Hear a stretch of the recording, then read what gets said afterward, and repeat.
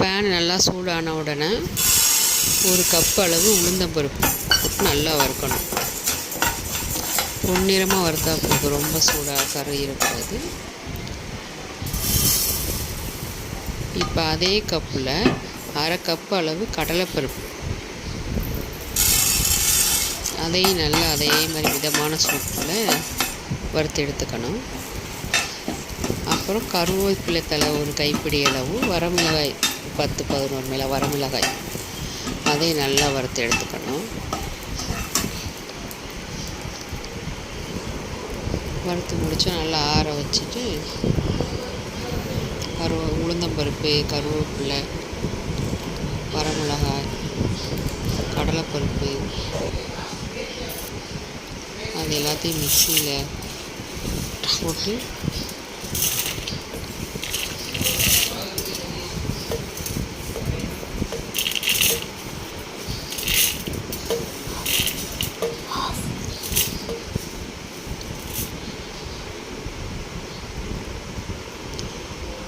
கூடவே 1 துண்டு பெருங்காயம் போட்டு உப்பு தேவைக்கேற்ப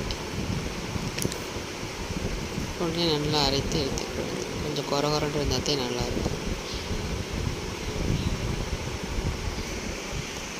இட்லி பொடி ரெடி.